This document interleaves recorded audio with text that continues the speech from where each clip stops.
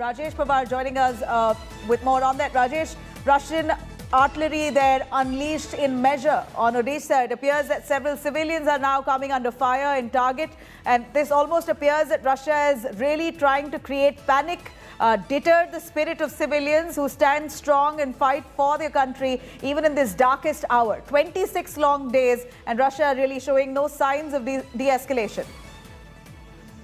Look, I reported this thing yesterday, Ukrainian intelligence report that now Russian amphibious forces are moving towards Odessa, towards the biggest port of Ukraine, that is Odessa, and this is a result of that. This artillery is naval artillery. This city or the port has been shelled by the ships, the artillery on the ships, and this is what was reported by me yesterday and as estimated by the Ukrainian intelligence. And see that Odessa port is the biggest port of Ukraine on the coast of Black Sea, and entire the effort of Russian forces is to cut off Ukraine completely from sea as well. Then the only way left for them to bring in any kind of military equipment will be by land from west of Ukraine, from Poland and from Hungary. So this is an effort to cut off Ukraine totally from the sea, so that no kind of no reinforcements or any kind of military equipment can be brought inside Ukraine from the way of sea. As far as civilians are concerned, see, a lot of civilians have already fled Odessa as well, and if this is war, there will be areas which is civilians are used by civilians as is military, and those areas will be hit certainly in this war, as has been happening in Kharkiv and many other cities as well. So what are civilians doing there at a time like this? We know that there's barely any food, water, power supply, basic essentials is almost in bare minimum that they are finding. At a time like this, many of them are still deciding to stay back, either because they want to stay in their motherland, continue to do so, or because they're not finding a safe passage out. What's been the request and the appeal from the Ukrainian authorities and the president himself? Look, Odessa is not in such a bad situation like Mariupol. Mariupol has been under siege now for almost a week, totally cut off with electricity, water, gas, and no supplies could reach there. Even UN agencies which wanted to supply food aid inside Mariupol were not allowed to do so. Odessa, on the contrary, is not in such a bad situation. Supplies are still going on, electricity, water is still running in the city, so it is not as bad as in Mariupol.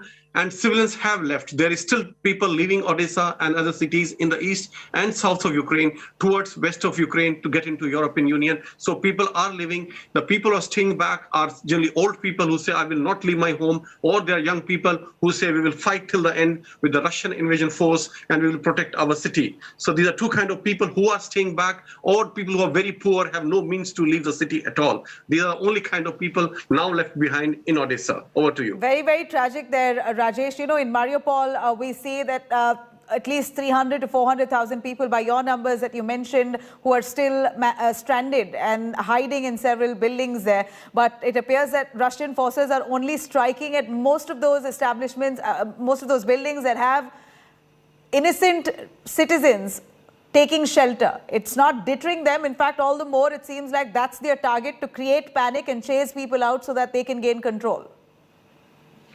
Maybe you are right what you're saying, but you know, it is possible what you are saying, to create panic and may force people out of the city. But also on the contrary, this can also be true. What Russian pointing out is that this militia, the people from the Azov battalion, are hiding in places or are fighting from places which is housing civilians. So there's a mix right now. Nobody knows who's a civilian, who's a militia, because a lot of militia do not even use uniforms. So it is a very mix of very complicated situation, difficult for any army to find out whom to fire upon and whom to not fire upon, because the moment they are fired upon from a particular building, they will fire back in their own safety and they will destroy it. It's a normal practice around the world, and that's what is happening in Mariupol right now. Nobody knows who's a fighter and who's just a plain innocent civilian. Over to you. Right. You know, Rajesh, while that said, you have President Zelenskyy, who's almost threatened Russia that if talks do not go well and if citizens are not given a safe passage, if no green corridor is laid out, then, you know, Russia will have to face it. They will see stiff resilience and response. Now, while Zelenskyy says that, is there anything that has really emboldened his speech this time? Anything that has really backed him for him to make such a such a bold statement at a time like this, where we see Ukraine barely has enough arms and ammunition and forces itself to match to Russia's might?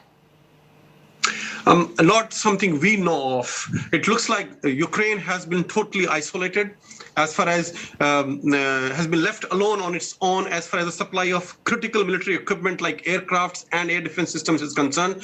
President Biden has said that they will supply 750 pieces of anti-aircraft system to Ukraine. When they will reach, how will they will reach, yet to be seen. America has also promised to supply some drones, some very latest drones to Ukraine. How much effect they will have on the battlefield is yet to be seen. I think right now all eyes are on President Biden and his visit to Brussels, where he will be having a meeting with his NATO counterparts. And what comes out of that meeting is probably change the course of this war, either for a solution or for more intensifying of this war, depending on what NATO and America decides. And maybe there's something we are not aware of, which President Zelenskyy knows, and he has got some signals from there, which has made him make such bold statements. Probably he's expecting something positive to come out of this meeting between Biden and his other NATO allies in Brussels in coming days. Over to you. Rajesh, thank you very much, and I really hope you're safe. Rajesh, they're really braving all odds to bring us those factual details and reports on ground. Remember, India Today has been extensively covering all angles to this war. Unfortunately, we're seeing a humanitarian crisis unfold like never before in modern world. Unfortunate scenes that you see here in several different parts of Ukraine as infrastructure has been completely ruined.